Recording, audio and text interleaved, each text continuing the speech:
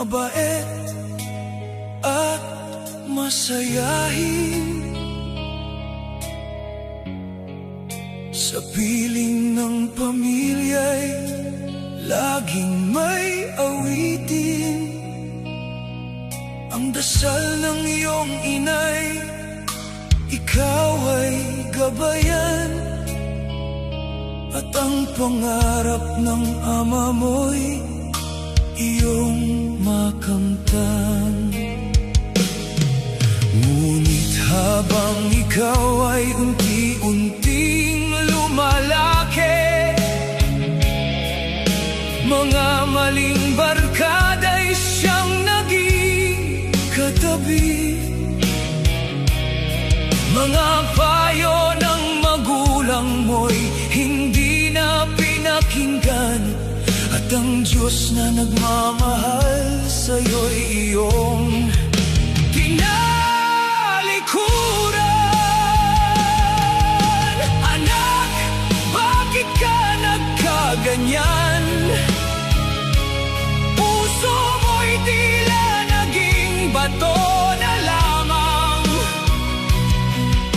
nalulong sa droga, sugal at kasalanan. Sarili mong buhay ay iyong sinayang. Anak, bakit di mo makita mga luha ng inang sa'yo'y nagdurusa, habang ang ama mo'y tahimik na nasasaktan sa bawat maling landas na iyong nilakaran.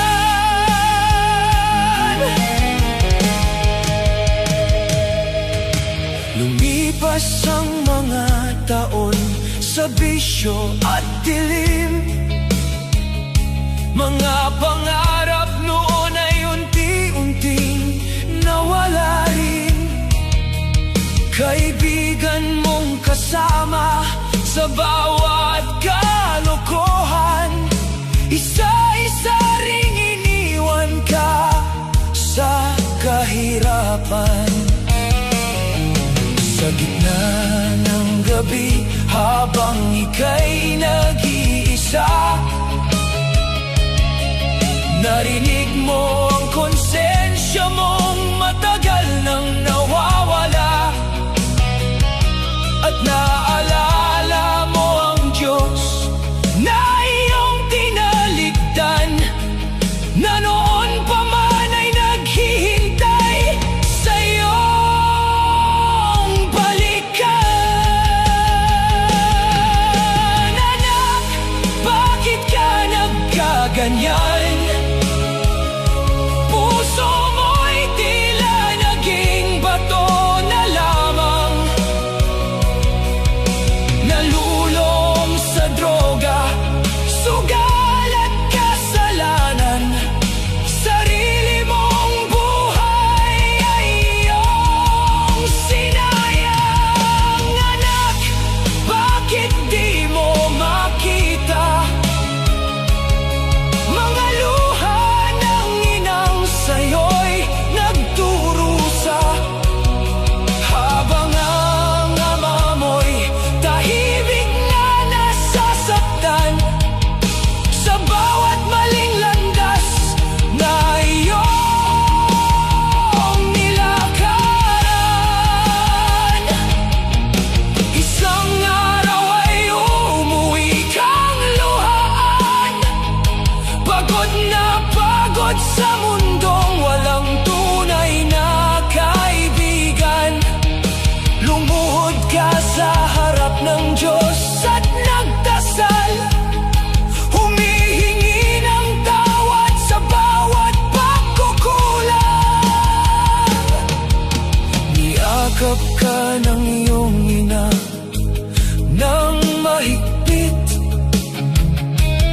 Ang ama mo na may di napigil ang pag-iyak, at doon mo nakita ang pag-ibig na tunay, na kahit gaano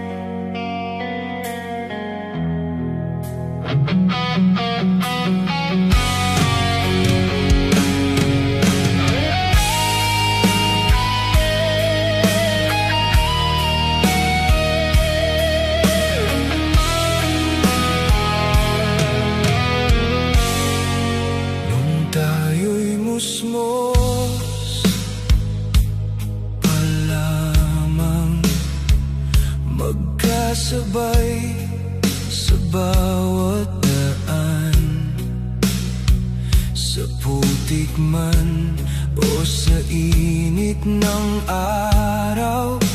Ikaw ang kakampi sa bawat sigaw.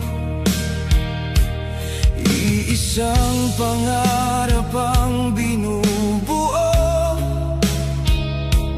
iisang dugo ang dumadaloy sa puso. Ngunit dumating ang panahong malupit, unti-unting napuno ng galit. Mga salitang hindi na nabawi, mga sugat na lalong lumalim. Pilit mang kalimutan ang nakaraan, pader ng sama ng namagitan. Kapatid, bakit tayo nagkaganito? Dati handang ibigay ang lahat para sa'yo. Ngayon ay tila ba mga estranghero na walang natitirang pagmamahal sa puso. Kapatid, naririnig mo pa ba ang mga pangakong sabay nating ginawa? Hanggang sa huli di na nagkaayos at ang lahat ay tuluyang nagwakas. Lumipas ang maraming taon, tahimik ang bawat panahon. Sa bawat tagumpay na aking nakamit, may kulang pa rin hindi maipilit. Nakita kitang minsan sa lansangan, ngunit tayo'y parehong umiwas ng tingin lamang. Parang hindi naglaro sa ilalim ng ulan, parang hindi naging sandigan kailanman. Sa bawat gabi ako'y nagtatanong kung saan nagsimula ang unos,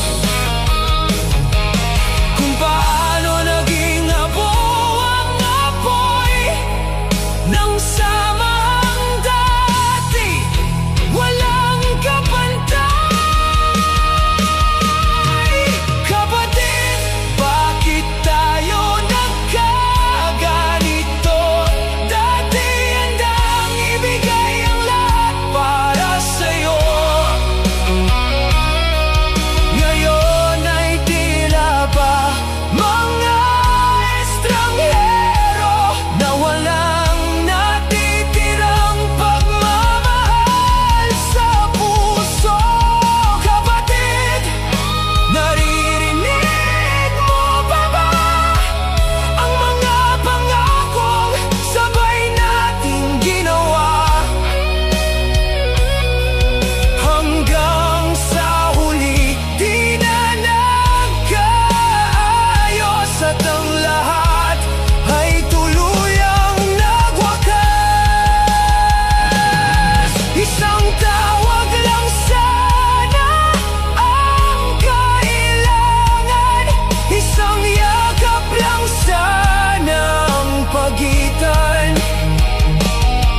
Ngunit nanaig ang pride at tampo, hanggang sa dumating ang malungkot na balita mo. Sa loob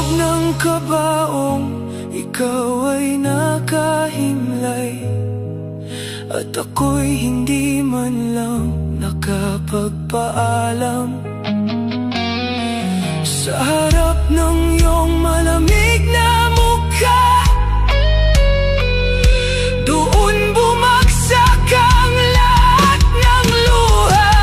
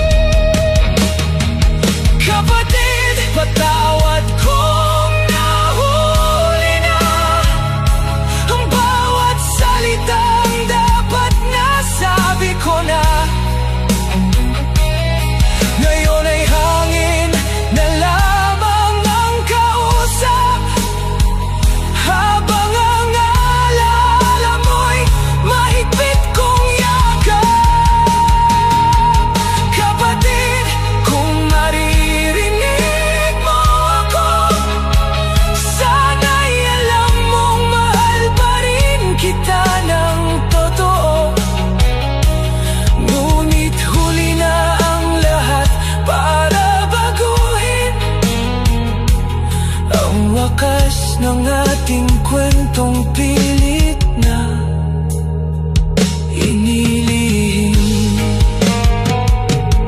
Sa puntod mo ako'y nakaupo, hawak ang lumang larawan natin noon.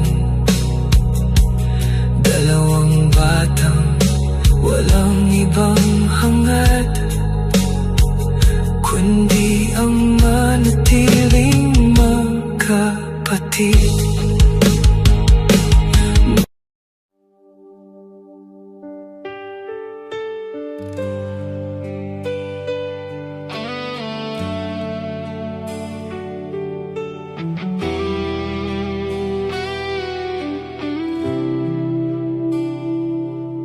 Dalawampung taon ang lumipas sa dayuhang bayan. Sa South Korea siya'y tahimik na lumalaban.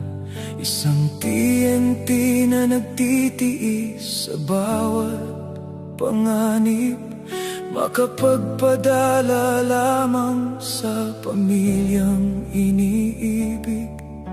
Hindi niya nakitang paglaki ng mga anak, mga kaarawan at pagtatapos na lumipas. Habang siya'y nasa trabaho mula gabi hanggang umaga, pangarap niya'y mabigyan sila ng magandang buhay sana.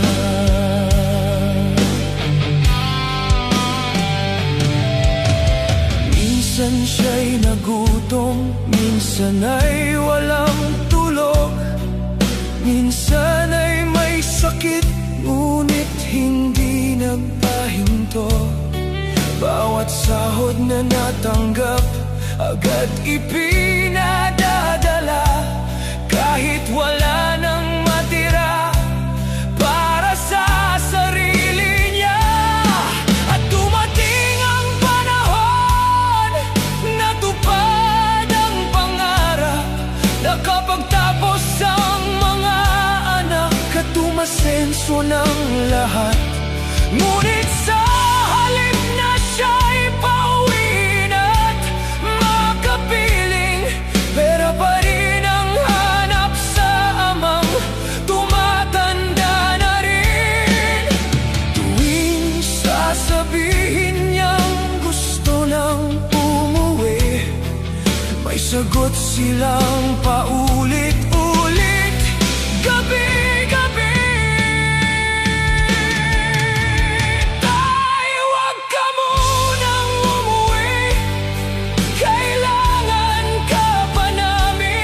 Yan ang mga salitang paulit-ulit na dinig.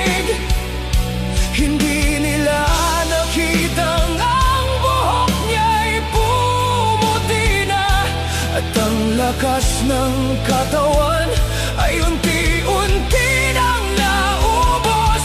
Habang sila'y masaya sa tagumpay ng buhay, may isang amang mag-isang lumuluha sa malayo. Ang puso niyang sabik nang makauwi sa sariling bayan, ngunit bihag ng pagmamahal para sa mga anak niya.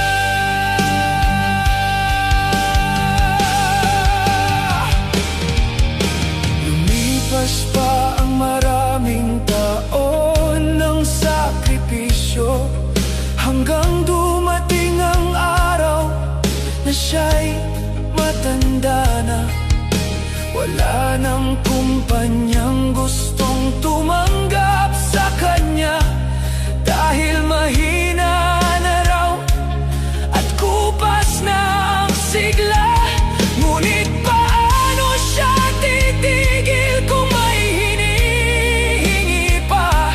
Paano siya uuwi kung ayaw siyang pauwiin nila? Kaya sa isang bakalan siya nagtatrabaho ngayon, kahit hirap ng huminga at sumasakit ang katawan. Sa bawat umaga'y pilit bumabangon, kahit ang mga tuhod niya'y halos hindi makatayo. Tay, huwag ka munang umuwi, kailangan ka ba namin?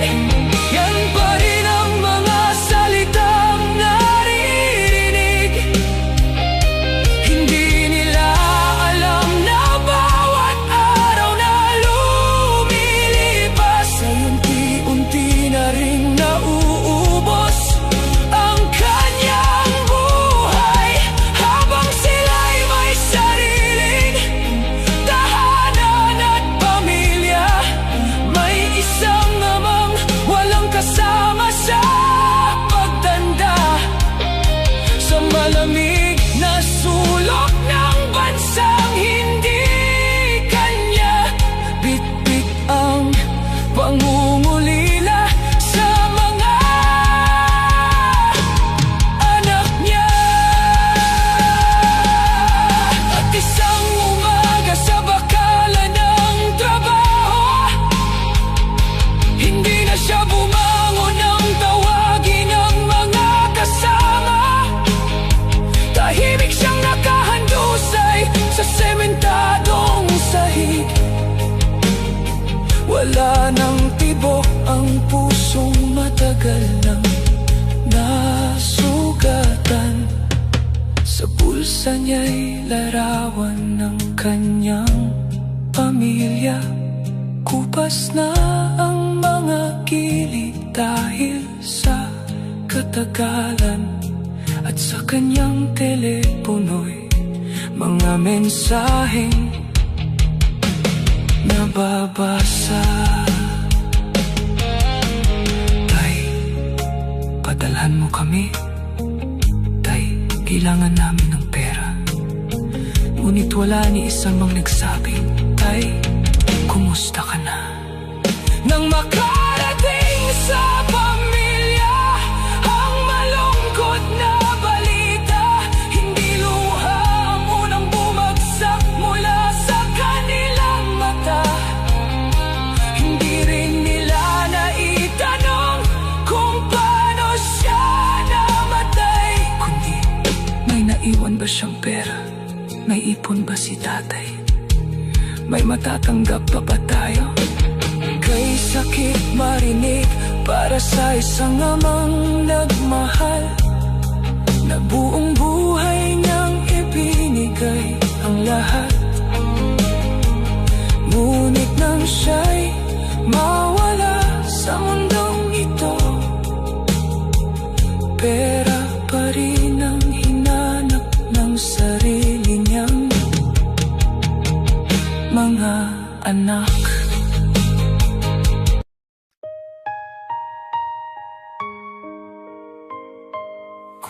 ko lang nasa dulo ng bisyo. Ako rin pala ang mamamatay habang buhay pa.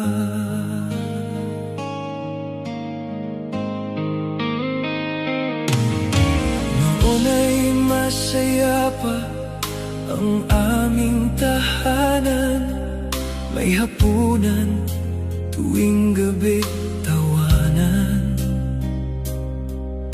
Kayakap ko pa ang aking ina, habang ama ko'y proud sa tuwing ako'y masaya. Ngunit dumating ang barkadang mapanlinlang, sa alak at usok ako'y nasabik sumama. Hanggang gabing-gabi na akong nawawala,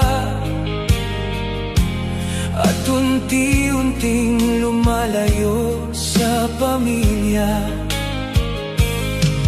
Bawat payo nila'y aking tinakasan. Akala ko noon ako'y malaya lamang, bago ako tuluyang mawala.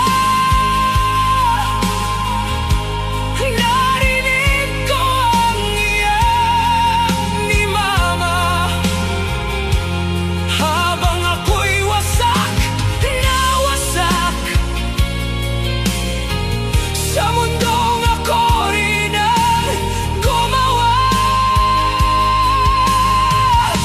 Nasira ko ang aming pamilya, naging sakit ako sa lugar, at ngayon'y wala nang natira, kundi pusong puno ng sugat.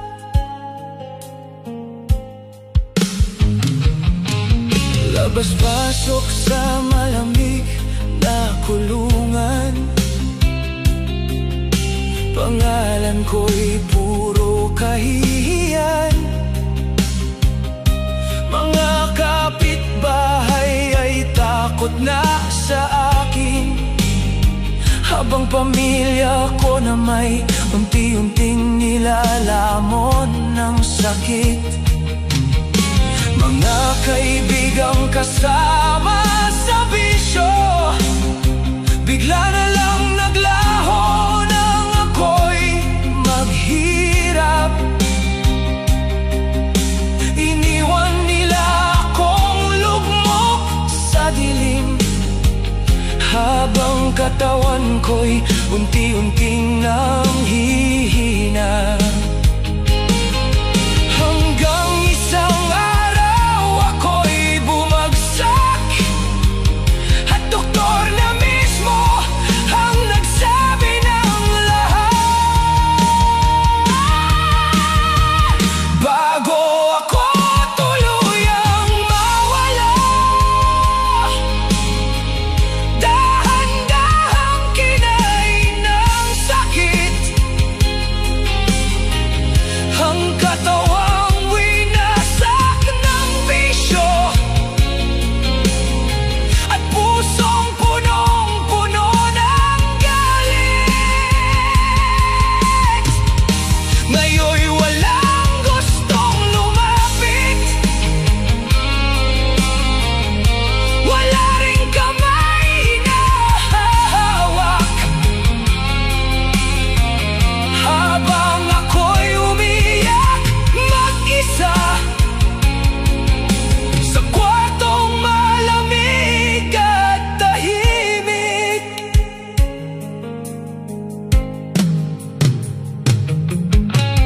Ma, pwede pa bang bumalik? Mahinang tanong habang ako'y nanginginig. Ngunit luha na lang ang kanyang Dahil matagal na pala siyang napagod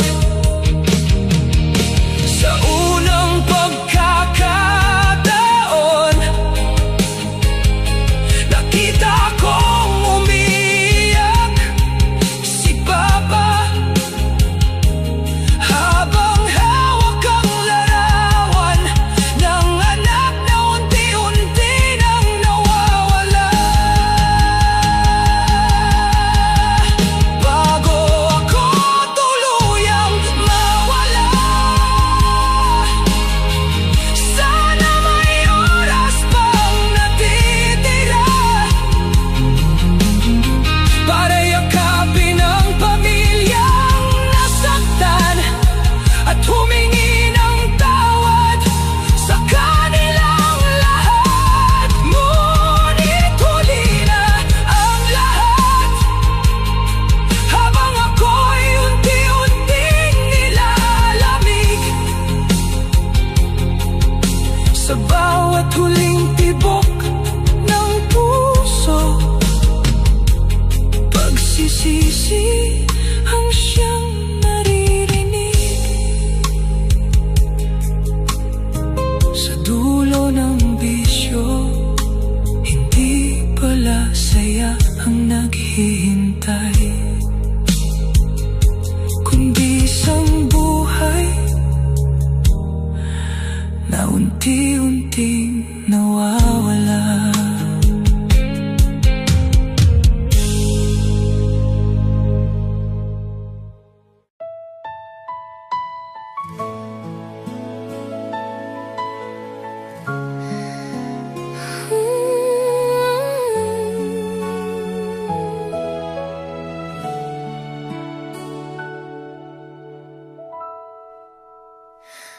Noong ikaw ay musmus pa sa aking mga bisig, mga pangarap ko'y sa'yo ko inihasik. Bawat luha mo'y agad kong pinapawi, sa bawat tawag mo ako'y laging katabi. Ngunit habang ika'y lumalaki, unti-unti kang lumalayo sa akin. Mga salitang dati mong kay lambing na puno ng galit at mga lihim.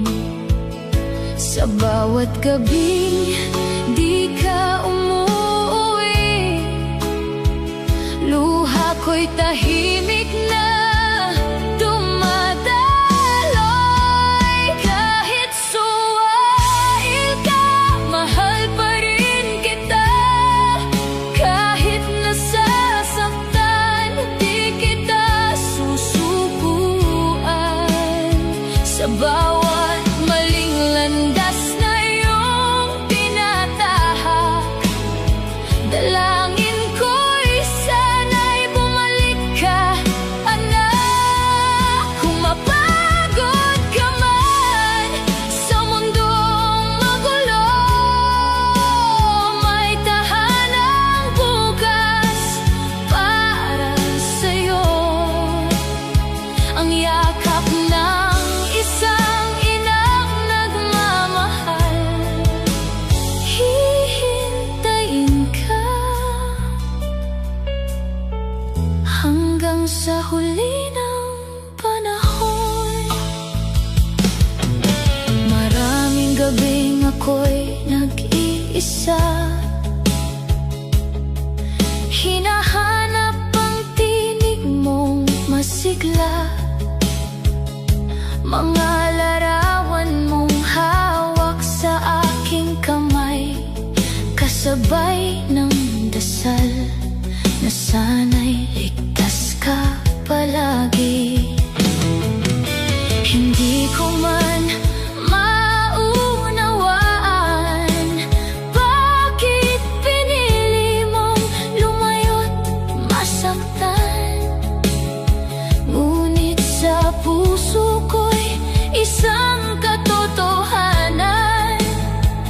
ikaw pa rin